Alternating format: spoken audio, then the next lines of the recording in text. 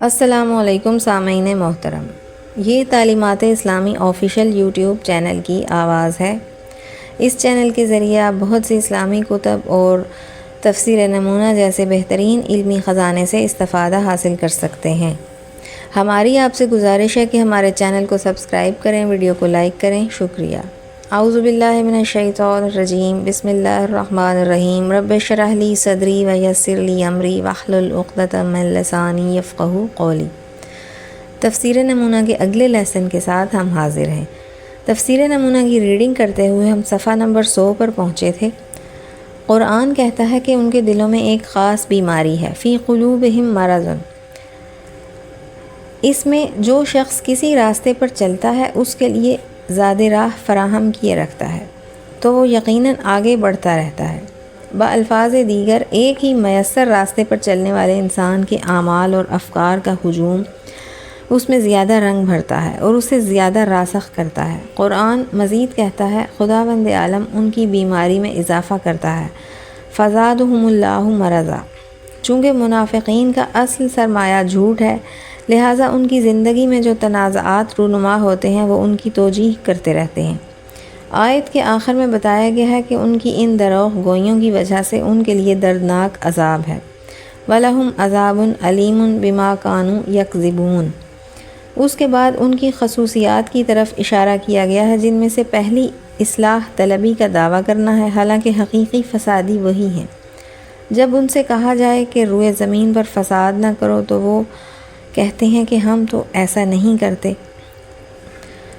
وَإِذَا قِيلَ لَهُمْ لَا تُفْسِدُوا فِي الْأَرْضِ قَالُوا إِنَّمَا نَحْنُ مُصْلِحُونَ۔ اور وہ دعویٰ کرتے ہیں کہ ہمارا تو زندگی میں اصلاح کے علاوہ نہ کبھی کوئی مقصد رہا ہے اور نہ اب ہے۔ اگلی آیت میں قرآن کہتا ہے، جان لو کہ یہ سب مفسد ہیں اور ان کا یہ کام فساد کے سوا کچھ نہیں، لیکن وہ خود بھی شعور سے تہی دامن ہیں۔ الا انہم هم المفسدون ولکن لا یشعرون۔ ان کے اصرار میں پختگی نفاق میں پختگی ہے، اور اس کے باعث ننگ و آر کام کی عادت کا نتیجہ یہ ہوا کہ رفتہ رفتہ وہ گمان کرنے لگے ہیں کہ یہی پروگرام تربیت اور اصلاح کے لیے مفید ہے۔ جیسے پہلے اشارہ کیا جا چکا ہے کہ اگر گناہ ایک حد سے بڑھ جائے تو پھر انسان سے حس سے تشخیص چھن جاتی ہے، بلکہ اس کی تشخیص برعکس ہو جاتی ہے، اور ناپاکی اور آلودگی اس کی طبیعت ثانوی بن جاتی ہے۔ ایسے لوگوں کی دوسری نشانی یہ ہے کہ وہ اپنے آپ کو عاقل، ہوشیار اور مومنین کو بے وقوف، سادہ لوح اور دھوکہ کھانے والے سمجھتے ہیں۔ جیسے قرآن کہتا ہے کہ جب ان سے کہا جائے کہ ایمان لے آؤ جس طرح باقی لوگ ایمان لائے ہیں، تو وہ کہتے ہیں کیا ہم ان بے وقوفوں کی طرح ایمان لائیں؟ وَإِذَا قِيلَ لَهُمْ آمِنُوا كَمَا آمَنَ النَّاسُ قَالُوا أَنُؤْمِنُ كَمَا آمَنَ السُّفَهَاءُ۔ اس طرح وہ ان کے پاک دل، حق طلب اور حقیقت کے متلاشی افراد کو حماقت اور بے وقوفی سے جوڑتے ہیں، جو دعوت پیغمبر اور ان کی تعلیمات میں آثار حقانیت کا مشاہدہ کر کے سر تسلیم خم کر چکے ہیں۔ اپنی شطنت، دو رخی اور نفاق کو ہوش اور عقل اور درایت کی دلیل سمجھتے ہیں، گویا ان کی منطق میں عقل نے بے عقلی کی جگہ لے لی ہے۔ اسی لیے قرآن ان کے جواب میں کہتا ہے، جان لو کہ واقعی بے وقوف یہی لوگ ہیں، وہ جانتے نہیں۔ الا انہم هم السفہاء ولکن لا یعلمون۔ کیا یہ بے وقوفی نہیں کہ انسان اپنی زندگی کے مقصد کا تعین نہ کر سکے اور ہر گروہ میں اس گروہ کا رنگ اختیار کر کے داخل ہو، اور یکسانیت اور شخصی وحدت کی بجائے دوگانگی یا کئی ایک بحروب قبول کر کے اپنی استعداد اور قوت کو شطنت، سازش اور تخریب کاری کی راہ میں صرف کرے، اور اس کے باوجود اپنے آپ کو عقل مند سمجھے۔ ان کی تیسری نشانی یہ ہے کہ ہر روز کسی نئے رنگ میں نکلتے ہیں اور ہر گروہ کے ساتھ ہم صدا ہوتے ہیں۔ جس طرح قرآن کہتا ہے کہ جب وہ اہل ایمان سے ملاقات کرتے ہیں تو کہتے ہیں کہ ہم ایمان لے آئے ہیں۔ وَإِذَا لَقُوا الَّذِينَ آمَنُوا قَالُوا آمَنَّا۔ ہم تم میں سے ہیں، ایک ہی مکتب کے پیروکار ہیں، دل و جان سے اسلام قبول کر چکے ہیں اور تمہیں غیر نہیں سمجھتے، لیکن جب اپنے شیطان صفت دوستوں کی خلوت گاہ میں جاتے ہیں تو کہتے ہیں کہ ہم تو آپ کے ساتھ ہیں، وَإِذَا خَلَوْا إِلَىٰ شَيَاطِینِهِمْ قَالُوا إِنَّا مَعَكُمْ، اور یہ جو ہم مومنین سے ایمان کا اظہار کرتے ہیں یہ تو تمسخر اور استہزاء ہے۔ انما نحن مستہزئون، ان کے افکار اور اعمال پر دل میں تو ہم ہنستے ہیں، یہ سب ان سے مذاق ہے، ورنہ ہمارے دوست، ہمارے محرم راز اور ہمارا سب کچھ تو آپ لوگ ہیں۔ اس کے بعد قرآن ایک سخت اور دو ٹوک لب و لہجے کے ساتھ کہتا ہے خدا ان سے تمسخر کرتا ہے، اللہ یستہزئ بہم، اور خدا انہیں ان کے طغیان اور سرکشی میں رکھے گا تاکہ وہ کاملاً سرگردان رہیں۔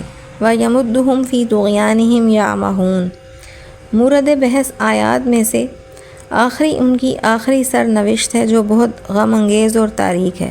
اس میں بیان کیا گیا ہے کہ وہ ایسے لوگ ہیں جنہوں نے اس تجارت خانہ عالم میں ہدایت کے عوض گمراہی خرید لی ہے۔ اولئک الذین اشتروا الضلالۃ بالہدیٰ، اسی وجہ سے ان کی تجارت نفع مند نہیں ہے بلکہ سرمایہ میں بھی ہاتھ سے دے بیٹھے ہیں۔ فما ربحت تجارتہم، اور کبھی بھی انہوں نے ہدایت کا چہرہ نہیں دیکھا۔ وما کانوا مہتدین۔ چند اہم نکات۔ نفاق کی پیدائش اور اس کی جڑیں۔ جب کسی علاقے میں کوئی انقلاب آتا ہے، خصوصاً اسلام جیسا انقلاب جس کی بنیاد حق و عدالت پر ہے، تو مسلماً غارت گروں، ظالموں، خود سروں کے منافع کو خطرہ لاحق ہو جاتا ہے، تو وہ پہلے تمسخر سے، پھر مسلح قوت، اقتصادی دباؤ اور مسلسل اجتماعی پروپیگنڈے سے کام لیتے ہوئے کوشش کرتے ہیں کہ انقلاب کو درہم برہم کر دیں۔ جب انقلاب کی کامیابی کا پرچم علاقے کی قوتوں کو سربلند نظر آتا ہے تو مخالفین کا ایک گروہ اپنی تکنیک اور روش ظاہری کو بدل دیتا ہے اور ظاہراً انقلاب کے سامنے جھک جاتا ہے، لیکن وہ زیر زمین مخالفت کا پروگرام تشکیل دیتا ہے۔ یہ لوگ جو دو مختلف چہروں کی وجہ سے منافق کہلاتے ہیں، انقلاب کے خطرناک ترین دشمن ہیں۔ منافق کا مادہ، جس کے معنی زیر زمین، نقب اور سرنگ کے ہیں، جس سے چھپنے یا بھاگنے کا کام لیا جاتا ہے، ان کا موقف پورے طور پر مشخص نہیں ہوتا، لہٰذا انقلابی انہیں پہچان نہیں پاتے کہ خود سے انہیں دور کر دیں۔ وہ لوگ پاک باز اور سچے لوگوں میں گھس جاتے ہیں، یہاں تک کہ کبھی کبھی اہم ترین پوسٹ پر جا پہنچتے ہیں۔ جب تک پیغمبر اسلام صلی اللہ علیہ وآلہ وسلم نے مکہ سے مدینہ کی طرف ہجرت نہیں کی تھی اور مسلمانوں کی حکومت تشکیل نہیں پائی تھی، ایسا گروہ سرگرم عمل نہیں ہوا، لیکن نبی اکرم صلی اللہ علیہ وآلہ وسلم جب مدینے میں آ گئے تو حکومت اسلامی کی بنیاد رکھی گئی، اور جنگ بدر کی کامیابی کے بعد یہ معاملہ زیادہ واضح ہو گیا، یعنی رسمی طور پر ایک چھوٹی سی حکومت جو قابل رشد تھی قائم ہو گئی۔ یہ وہ موقع تھا کہ مدینے کے گدی نشینوں، خصوصاً یہودیوں کے جو اس زمانے میں احترام کی نگاہ سے دیکھے جاتے تھے، بہت سے منافع خطرے میں پڑ گئے۔ اس زمانے میں یہودیوں کا زیادہ احترام اس وجہ سے تھا کہ وہ اہل کتاب اور نسبتاً پڑھے لکھے لوگوں میں سے تھے اور اقتصادی طور پر بھی آگے تھے، حالانکہ یہی لوگ ظہور پیغمبر صلی اللہ علیہ وآلہ وسلم اس قسم کی خوشخبری دیتے تھے۔ مدینے میں کچھ اور لوگ بھی تھے جن کے سر میں لوگوں کی سرداری تھی، لیکن رسول خدا صلی اللہ علیہ وآلہ وسلم کی ہجرت سے ان کے خواب دھرے کے دھرے رہ گئے۔